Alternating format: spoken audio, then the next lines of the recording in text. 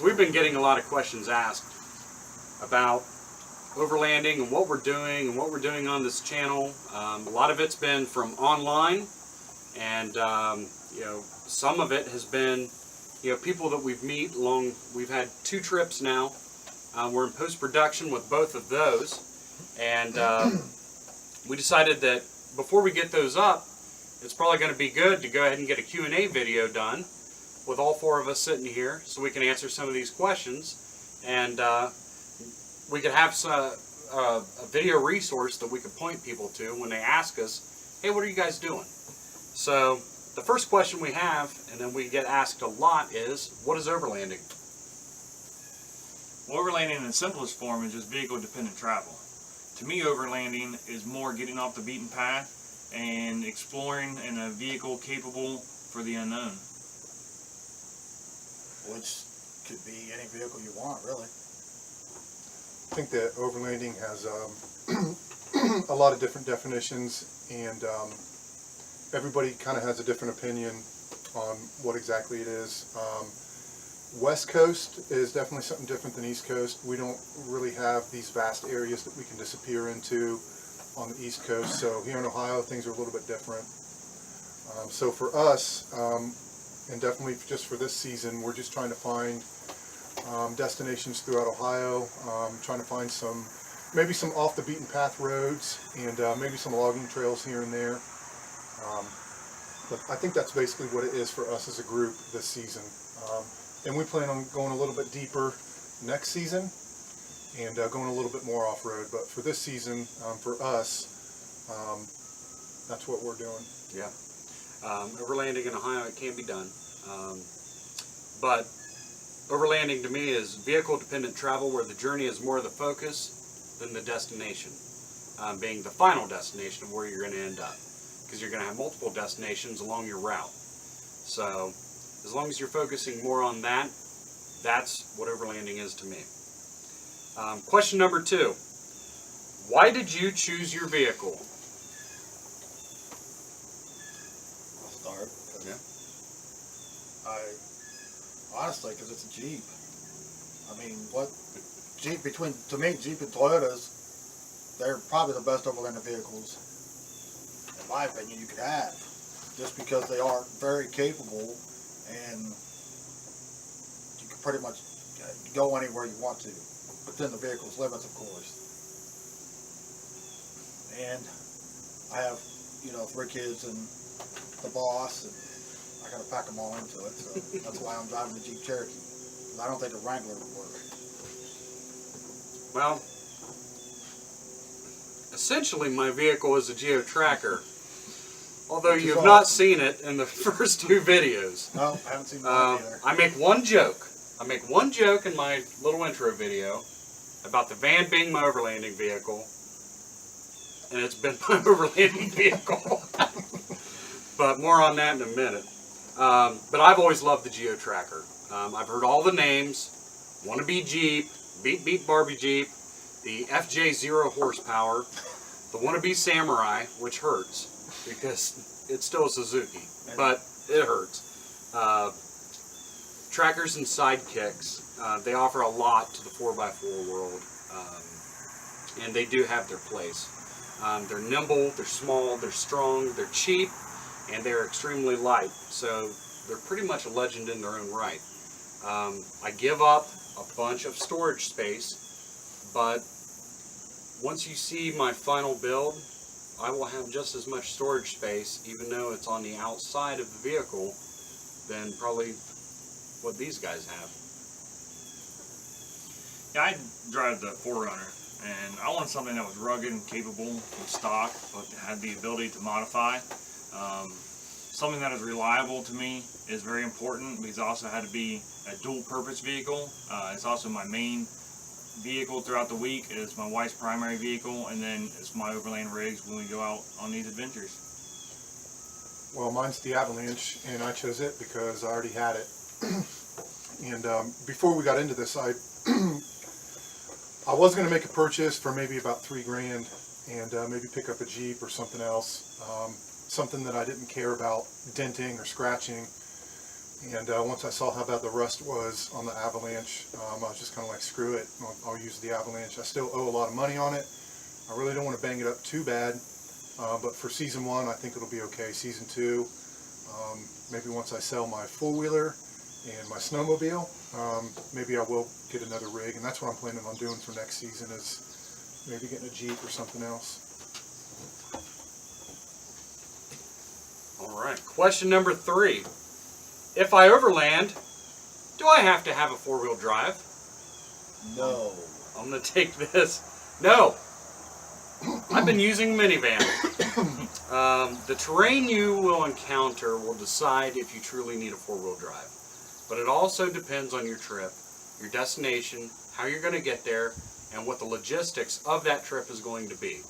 Some guys do it in 2-wheel drives. Like I said, I've done the last 2 in a minivan. But you can always get your minivan stuck on a rock and have a blast doing it. So don't think just because it's 2-wheel drive you can't have a little fun. No, all you really need is a direction. That's it. Pick a direction and go. Yep, I agree with that. I've been doing it in a Dodge Journey, so which is essentially a minivan with 4 doors. I mean, I think for what we're doing, you can get away with 2-wheel drive. However, let's not forget that Matt and Chris had to split off from us. yes, we did. Yep. So Twice. Yep. I think this season doing mostly back roads and stuff, and what we're doing and what we have been doing, it's okay. But next season, I don't think it's going to fly. No. Probably No. Hopefully, Possum stays running. But this, we're doing a lot of gear testing and just kind of testing out. Everything's just kind of an experiment right now, so we're not diving in too deep this season. So 2-wheel drive this season, yes. Next season, we're definitely going to be getting into some stuff that there's no way that we can use 2-wheel drive. Sounds like a challenge to me. All right, question number 4. Is what you're doing just car camping? That's been asked a lot. I go to it and you start to explain, you're like, well, aren't you guys just going on camping trips? And the answer is no, that's not what we're doing. Camping is involved, but I feel that overlanding is mainly 2 focuses. You got the travel and then you have the camp. For the camp section, yes, it is mainly just car camping. For the travel, that is built into the expedition. What terrain are you going to encounter? Is it going to be unmaintained roads? Is it going to be gravel roads? Is it going to be paved roads?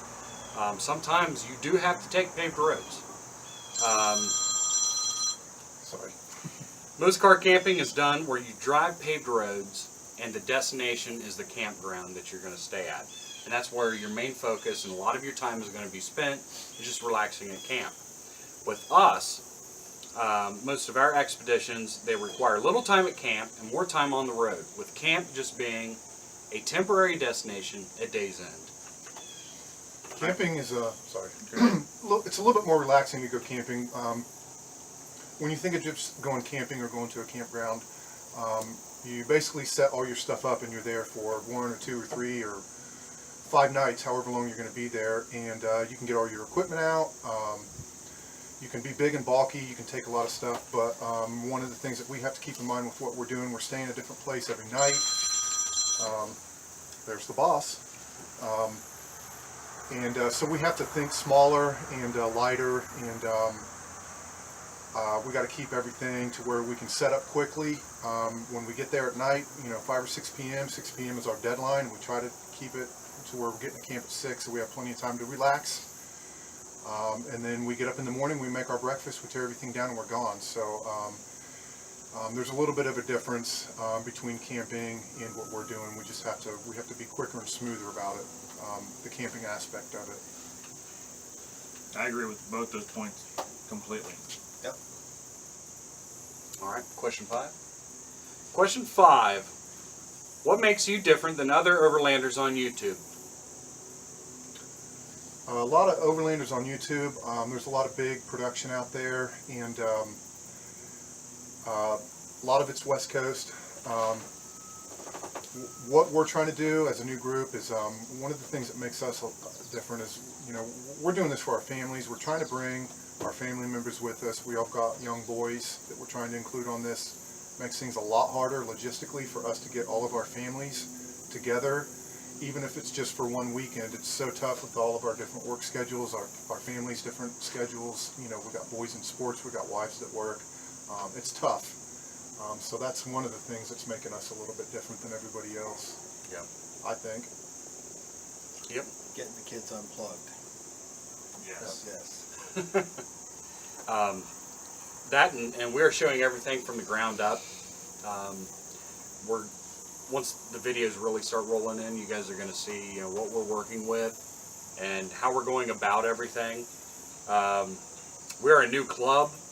We have no sponsors. We're showing rigs from all sorts of budgets, and we all come from different walks of life. And everything is going to get more gnarly from here on in. So right now, like, you guys are seeing the very ground floor of us trying to build this up, into a fun YouTube channel for everybody. The kids, that's something that's huge. When we started this, we made a pact that we have to have our kids involved in every single trip. So we've tried to do that as best as we could, but we've always had kids go on the trips, so that's all that matters. But yeah, that's mainly it. Is we're doing this not only for us, but we're doing it for them too. Because we're picking out some destinations where everybody can appreciate this. Definitely. All right, question number 6: how much does overlanding cost? Overlanding can cost as little or as much as you want to spend. Simple form. Depends on how comfortable you want to be. Yep. Yep. I've got 2 questions to answer that question. Number 1, do you own your own vehicle, or do you have to purchase one? That's question number 1. Question number 2 is, do you own camping gear, or are you going to have to purchase that as well? Once those 2 questions are answered, then you can answer how much overlanding is going to cost you. For me, what I look at is it's mainly the added fuel, any price for any secondary attraction that we want to see along the way, and then most places around here we have to pay for campground fees. So we've been really good on these last 2 trips where we haven't, but that's going to change in this next trip. So we have to factor that in as well. So once we answer those 3, questions about fuel, attractions, and campground site prices, that's going to tell me how much that trip's going to cost me for that overlanding expedition.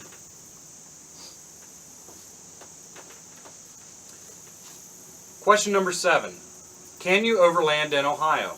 Definitely. No doubt. Sure you can. You can overland anywhere that the road goes, and some places where the road does not go within limitations. Yeah, because when we're throwing around this word overland, it goes back up to question 1, where it says, what is overlanding? So everybody's going to have different thoughts about that. Now, there's been a couple forum posts on Expedition Portal where there's only a few places in the state of Ohio where you can overland. Well, it depends on what you consider overlanding is. Yes, you can overland in Ohio.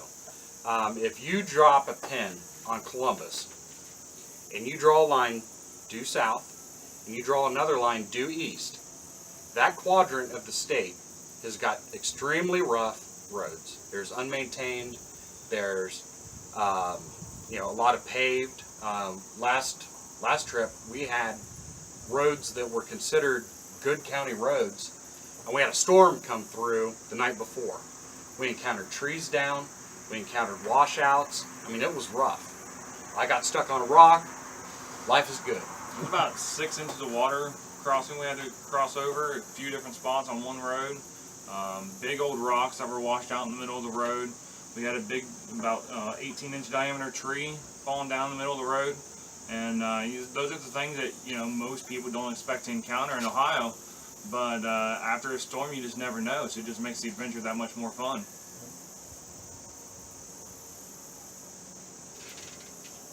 Question number 8: How did you guys meet?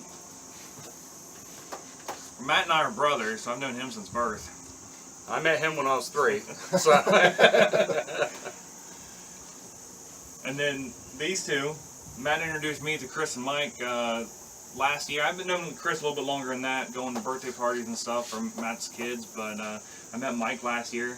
He was coach of my son's soccer team, so I met him through Matt. And I think Matt and I would venture to say that Matt and I met just from coaching soccer together. I think we met a couple times before that, but that's when we really got to know each other, was coaching our boys' soccer team. Yep, and just the few times that we met before, I knew Mike was a lot like me, and you know, that's why I wanted him to help coach soccer with me, because I knew his way of thinking was exactly the way that I thought. So from that, we just bonded. And then Chris, he was my neighbor,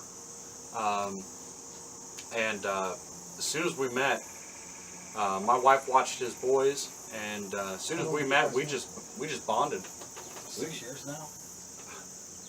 I'd probably say 6, 7 years. Yeah. I've known him Chris. since I've been divorced. So. Yeah. And you're about to be my neighbor. Yeah. Kind of everybody's, really. Yeah. All right. What do I need to start overlanding myself? a vehicle. Yep. I said a sense of adventure in a vehicle. The sense of adventure. Where's I like your that. sense of adventure? I like that. Propane is the way to go. I learned that the hard way. Oh yeah. Some camping gear. Yeah. You don't need a lot. Just do it. That's the main thing. Get out Yep, and just do do it. Sitting around planning it and talking about it, it's fun, and it's fun for a long time. But it's Yep. a lot more fun to go out and actually do Yep, it. just do it. And you can stay at hotels. I mean, Sure. if you're 66 years old and you're done sleeping on the ground, pick destinations and go hit every single hotel along the way and just get out and do it. Yep. You know, it doesn't state that, oh yeah, you know, it's vehicle dependent travel. Well, you're depending on your vehicle to travel. You know, you don't necessarily have to stay in your vehicle or camp or anything else. Just go out and travel. That's what all this is about. You know, once the more we start looking into it, you know, overlanding, yes, it's a word that's, you know, getting thrown around that kind of encompasses the whole thing. And it's easier for us to use that word to quickly explain what we're doing. But we're mainly just doing adventure travel. That's what I look at it more. Is it? It is adventure travel. That's You know, exactly what it is. As You know long what as you're you, going to encounter. yeah, as long as you do adventure travel, I think you'll be good with this channel. It's like the last trip we went on. I'm sure the video will be up pretty soon. Me and Corey heard something like 5 in the morning. Don't know what it was. It was some weird animal. Sounded like they was talking to each other. I think it was a bear. Might have been bears. I think it was a bear. I think it was just me snoring. I've been hunting a long time, and I've never heard nothing like that. It was weird. Are we going to post that up? I very slightly caught it on my phone. We'll clean up the quality. Barely hear it. We'll try and do what we can. What's the most important upgrade to start off with if I choose to overland? This is question 10. I'd say This question tires. could last 20 hours. Yep. What's your personal first upgrade? You got your rig. It doesn't matter what it is. What's your first upgrade? We all kind of agreed on tires. Tires. And I That's the still first have, thing I I still bought. have street tires. Yeah. So The second I'd say is navigation. Make sure you have a way to navigate. If it's GPS, if it's maps, have multiple forms. Just because you never know that GPS may not be updated with the current, county road that you just came across, but the road's washed out or there's a tree across it and you got to turn around. It's good to have multiple forms of navigation. Just remember, you're never lost. You're just temporarily mislocated. a lot of times your cell phone, even if you don't have service, it'll still have GPS. But there was a couple times where in Ohio I was deep in Wayne National Forest far enough to where my GPS didn't even work anymore, and I just had to keep driving until it came back up again. So maybe a handheld GPS, maybe something a little bit more than your phone would definitely be recommended in your group. And you were going to say something about tires, right? Oh yeah, just you can do a lot with stock suspension and a stock vehicle, but as long as you have tires that meet the terrain that you're going, that's going to be a big factor. Now, I'm not going to recommend a brand. If there's a tire company that would like to sponsor us and send us some tires to test, You we can might reach consider us that. at rustictrailoverland@gmail.com. Yeah. Give us a call. I think we're all interested in dual purpose also. I don't think none of us is going aggressive, are we? No. No. All terrain is what I just chose. And you almost did some snow tires too. Yeah. In fact, I talked to the guy that was going to put on my tires, and which I had to go and find an old tire shop that would even consider mounting the size of tire onto my stock rims. You'll notice with my build, even though I'm doing some things to kind of jack it up and make it to what I need it to be,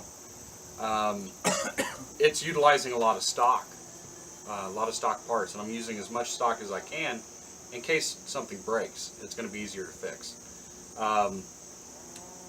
But I had to go through and I said, look, this is what I'm looking for. This is the type of terrain, and he recommended snow tires. I didn't go that route, but it was a possibility. And he's been doing tires for 30 some years now, and he said snow tires would be fine for what you're doing. So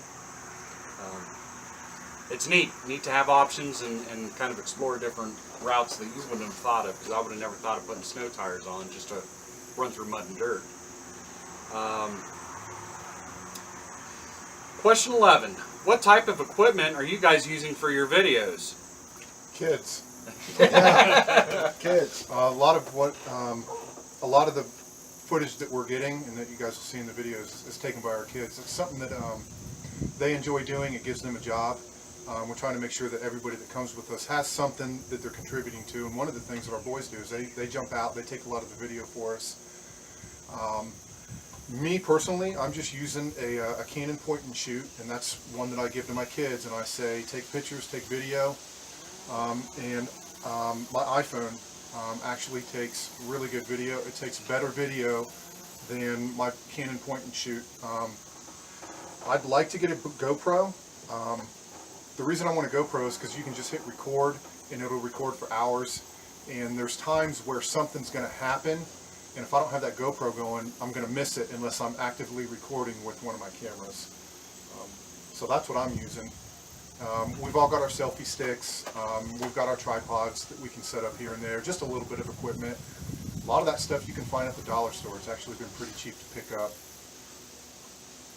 I use a GoPro Hero 3 Silver and also a Sony Handycam, and my Cobra dash cam is always running. So I have one camera facing out and then one camera facing in.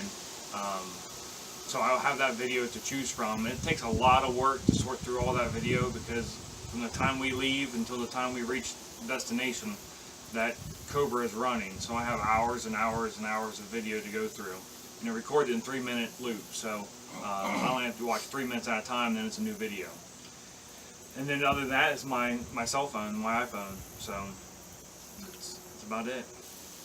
So I've been using LG cell phones and a Fuji point and shoot AX600. I thought the quality of the Fuji was really good until I've seen the quality of my cell phone.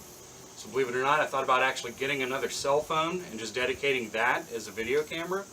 It tends to work pretty good. I can always Bluetooth it over to my other camera if I need to upload something real quick. So that's what I've been using. What would be your ultimate overlanding adventure destination? Question 12. That's a tough one. Alaska.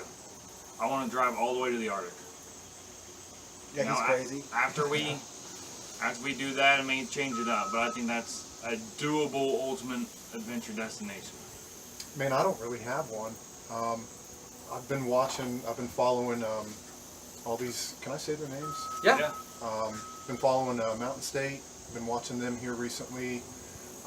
So Expedition Overland, obviously the big one, been watching them. it all looks fun to me, so I don't really have one that I've put a pin on and said, I definitely want to do that. It just all looks good. I'm just been excited about this season doing Ohio and next season getting out of Ohio. So I I just want to do it. do you have yours, Chris? I used to run over the road, so I've seen all 48. It was through a windshield and it was on a highway. There's a lot of places I went that I'm like, ooh, it'd be cool to go there, it'd be cool to go there, but you can't if you're in a truck. So I don't have one. I just want to see more of America that I haven't seen yet. Off the beaten path, you know. I've got some destinations I would love to hit. I would love to go to New Zealand. I think that would be a blast. Probably have to drive, what, Land Rovers over there? Probably. But that'd be cool. And then I would love to do like the Romanian mountains, especially in like October, Dracula and all that. That'd be kind of sweet, around Transylvania. And then Ireland. You know, I'd love to loop around Ireland and check that out. I would also like to travel the Rim of Iceland. Yeah, the Ring Road. Yep. See, I didn't put that down because Megan and I are planning in 2 years to be there. So, well, I know that's coming. Yeah. Question number 13. Are any of you guys brand loyal to vehicles? Yes, yes, yes, no. Believe it or not, I'm going no. I'm loyal to one model, but okay, I love geo-trackers, but they have their disadvantages. So if I move on to another overlanding vehicle, I'm still going to keep my tracker, but it's just because it's so much fun and it's part of my past. But I wouldn't mind finding a vehicle, and it doesn't matter what it is, import or domestic, you know, that would fit my needs, you know, but it's got to be to the point where the tracker does not anymore. It's got to prove itself that it can't do it. So Toyota all the way. yeah. I've always loved Toyota. I wanted a 76 FJ40 when I was 15 years old. My dad said I couldn't have it, so in 2012 I got a 75 FJ40. It's in pieces, still getting put back together. And then I bought my 4Runner. I'll never own another thing. I'm looking for a Land Cruiser now to get rid of my truck and buy a Land Cruiser. So 100 series Land Cruiser. So Chris here is our diehard Xterra fan. Pathfinders, yeah, I'd have a Pathfinder, but not an Xterra. They're too small. I'm not loyal to Jeep by any means, but the price was right, and it happened. My first thoughts was a Tacoma, Toyota late model, because they're already capable four-wheel drives, but that just didn't work out, so I got the Cherokee. I'm not brand loyal. I've used my Avalanche, like I said, because I had it, and I do want to do a build. I'm envious of Matt and Chris because they're both putting a lot of time into their vehicles, and I really haven't had to do much, and Corey hasn't really had to do much either. But I'm looking forward to purchasing something and doing a build, and I'm kind of leaning toward a Jeep like Chris's.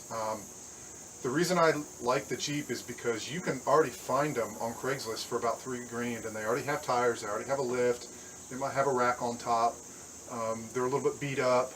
You don't have to worry about scratching them, and so that's just kind of what I've been paying attention to is the Jeeps, and I just think it makes sense. They got a good power plant in them, and I don't know, I like them.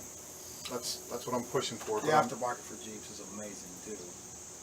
I mean, let's face it, there's a lot more out there for Jeep than there is anything else. This could turn into an argument real quick. there's a lot for Toyota. Yeah. All think that one of the things that makes us a little bit unique is we've got a really good spread. We've got the Avalanche, we've got a Geo Tracker, we've got a Jeep, and we've got a Toyota. So I think that's a pretty awesome spread. And if I ever get stuck, Matt can use his tracker to pull me out. Yeah. Yeah. Oh, that's great. There's no point to dance right across the top, you know, being so light. All right, 3 questions to go, and we can hit these next 2 pretty quick. The last one's probably going to take the most time. Question number 14. Do you carry extra parts, and if you do, what are they? Right now, I carry a spare tire, but I might carry extra axles just in case. It all depends on this next trip when we're actually going to be testing the Geo Tracker. Currently, I just carry a full-size spare and then some extra fuses. Anything other than that, I'm hoping I can get somewhere along the way for the areas that we're going now.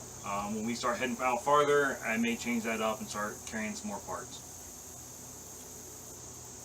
I haven't even took the Jeep out yet, but you know, I'll carry the full-size spare, and that's probably about it. Some fuses. Yeah, it's fuses. I got your fuses. Okay. Probably some relays and some sensors.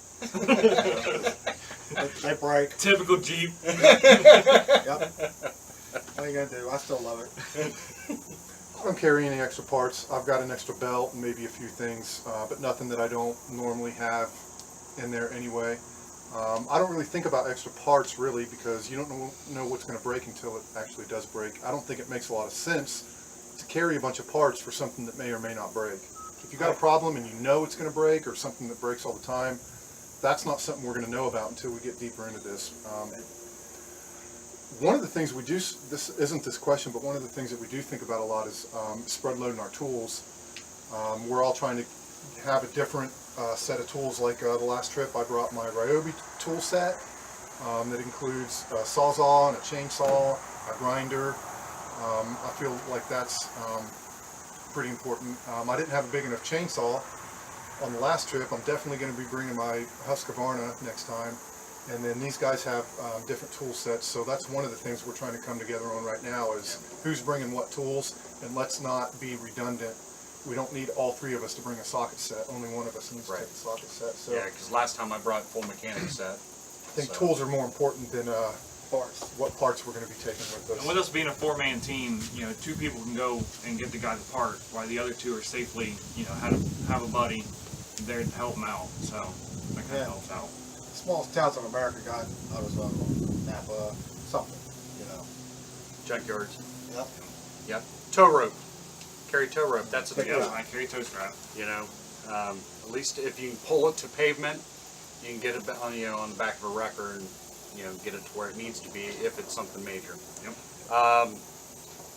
Question number 15. Has anybody had any problems on the trail yet with their cars? Not yet, because mine's still in the garage. Yep. But the van has been fine now. You got stuck on a rock. But I got off it. Okay. But it hasn't been any like major problems. We haven't had any problems. Of course, this season we're not going real deep, but we have discussed at length what we're going to do if we do have a problem. We know a problem's going to happen eventually. Someone might get hurt, a major breakdown. So we haven't been through that yet, so we're kind of untested there. So it's going to happen eventually, and we'll see what happens. But And we'll catch it on film for you. we've got a plan. All right. Question number 16, last one. And I get this asked a lot because, you know, after we go through all these 16 questions with everybody that we meet and they start, you know, they keep asking, this is usually the last one, so that's why I saved it for last. And they say, well, what made you want to start overlanding? I'll start. I've always loved the outdoors and hiking and camping and hunting. And last year my family and I went on a 5-mile backpacking trip into Wayne National Forest. And my youngest son has cerebral palsy and epilepsy, Logan. And it was difficult for him to make that trek, hiking through up and down and through Wayne National Forest. So by the time we got to camp, his legs were extremely sore. So when we got back, I wanted to find a way to get him back out into the wilderness and all of us go out as a family and explore nature, but something that was a little less strain on him. So I was searching YouTube and searching the internet, and I came across Expedition Overland, and I got hooked on it. And I started watching it, and after doing more research, I found Overland Bound. And I found Overland Bound right about the same time that I put a nice big nick in my front of my dash, right where my right in front of my passenger seat, and I needed something to cover up that big nick. So I found Overland Bound and became Overland Bound member 1424, and that medallion goes over that big nick that I put in, and so you can't even see it. So From there, I started watching, Mountain State Overland and Ox Overland, and started talking to Matt and sharing the story with him, and say, hey, we need to check this out. This is something that is right up our alley, what we could do. So, And what did I tell you? I don't remember. It's car camping, man. We've been doing it for years. Yeah, but it's not car camping. We explained that earlier in the video. Yeah. And so this is perfect for us to be able to get our families out there and get in nature and get away from the the typical touristy areas and kind of get hidden away and really explore nature the way it should be. Well, for me, there's a couple different reasons, and it just made sense a lot for me because I had spent a lot of time on dirt bikes and four-wheelers, and that was my thing, is going out to these state parks and doing some races, going down to Hatfield McCoy, and I spent a lot of time on four-wheelers, and but that was just me and maybe some friends. It wasn't something that I did with the family. So I really got inspired by what Corey was saying about taking the family out. This can be something that I'm into. This can replace my four-wheeler, but I still get to do some off-roading. I get to do it in my truck, so it's a great transition for me personally. And also, I can take the family along, and this is something that that can bring our family together, and we can go out and do the adventures like what Corey's been saying. So it was really just a good transition for me. Another thing that's happened with me is my back breaking down. I've got a couple herniated discs in my back. I've been diagnosed with I've got arthritis in my hips. So I really have to step away from all the four-wheeler riding now. I'm 40 years old now, so got to get off the quads. And another thing for me, being an MP and being in Iraq for 2 years, we did convoy after convoy after convoy. And so for the past 10 years of my life, I've avoided road trips. I wouldn't go on vacation unless it was within 6 hours. And I kind of broke away from that a couple years ago by going to Maine. It's a 16-hour one-way. And so once I kind of made it past that threshold, or that phobia of mine of being in a vehicle for such long hours, this was something that I didn't see myself doing a couple years ago just because of the time in the vehicle. And so this is something good for me that I needed to get past the whole convoy phobia. Yep. Top that.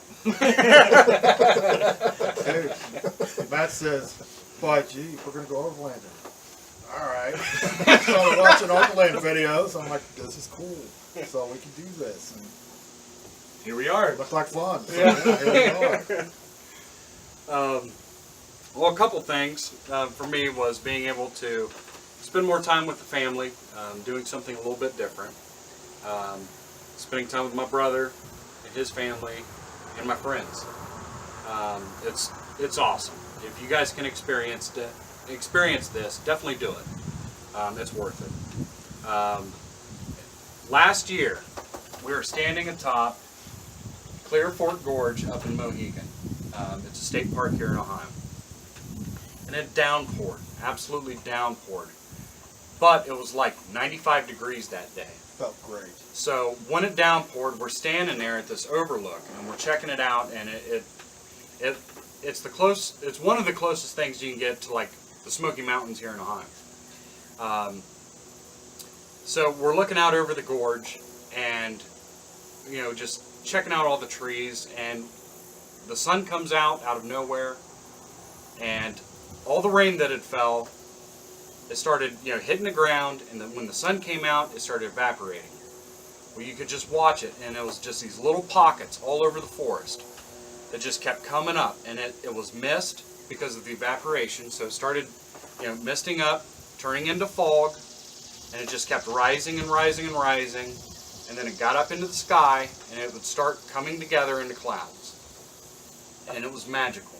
And we sat there, and I told Corey, I said, I don't want to leave. I want to see this. I want to see more of this all the time. It's moments like that you'll remember forever, and to be able to do it with friends and family is just you know, and then Awesome. and then getting it on video as well. You know, something like that. I mean, that's like experience life. Yep. Just experience life. Now, earlier last year, I went on an adventure to find out about the infamous Hell Town here in Ohio. It's up around Cuyahoga Valley National Park, and there's plenty of videos on it over the internet. It talks about this town that's out in the middle of nowhere that, like, one day everybody just got up and left, and it was just standing there abandoned. So for years I've been wanting to check this out. So with a group of friends, we went up to Helltown to check it out for a weekend. And you know, so we're driving up there, and we were interviewing people. We were talking to different park rangers. We were talking with you know, locals, and we were finding out as much history that we could about this Helltown that's supposed to exist up there. And some people, they didn't want to talk about it. Other people, they would be more than willing to talk about it. And a lot of the videos that we found on the internet that, you know, hey, there's this church that's supposed to be standing here. Well, no, it's not out in the middle of nowhere. You know, it's down in this other town. So those videos are like pieced and parted together, and we found out that the mystery of Helltown is just a big case of eminent domain. So it was, you know, they came in, they made a national park, and it's the only national park, not national forest, but national park in Ohio. And so the whole time we were doing it, you know, we were pulling up phones and checking out, you know, different websites. Well, this place says this, and you know, what about this? And we had the whole group involved. You know, we drove around, we filmed locations, talking to people, and then we'd take their leads and we'd go out into the woods. We would hike these trails where, you know, all this stuff was supposed to be, and it felt like we were living in a Scooby-Doo episode. I mean, it was cool, you know, because here we are, you know, trying to solve a mystery. And so you know, getting that adrenaline rush, you know, you want more after that. It's like, well, what other mysteries can we, you know, go out and solve or experience or see? And that's one thing that kind of makes us different is on all of our trips, it's not just, you know, straight up overlanding. You know, we're going to have maybe a ghost story. You know, I've always liked subjects that are on the fringe, so we're kind of going to incorporate some of that stuff too, because there's a lot of forgotten America that we can bring to the table. And, you know, I'm sorry, but on a trip with a family, do you want to stop by and see the world's largest ball of twine? Kind of. Yeah. Or do you want to see a dungeon? Both. I want to see both, yeah. But we have to, you know, seek out and find those dungeons, you know. Or, I mean, this last trip alone, you know, little precursor. There's dungeons. There's, you know, old mining towns that, you know, people say have been forgotten, but have not been forgotten, and trying to make a comeback. So, you know, that's what I'm out to look at. And you know, coming up soon, you know, there might be, you know, the world's largest geode. You know, still a world's largest, but we're gonna see it. Yep. So, you know, that's what made me wanting to start overlanding, is to be able to wrap all these together with my friends and family, and be able to experience it all. Very good. All right. Well, I hope these answered your questions. And if you have more, feel free to comment on any one of our YouTube videos. Check us out on Instagram and on Twitter and on Facebook. And you can always send us an email at rustictrailoverland@gmail.com. And we have a new website that we're rolling out, so check that out at www.rustictrailoverland.com.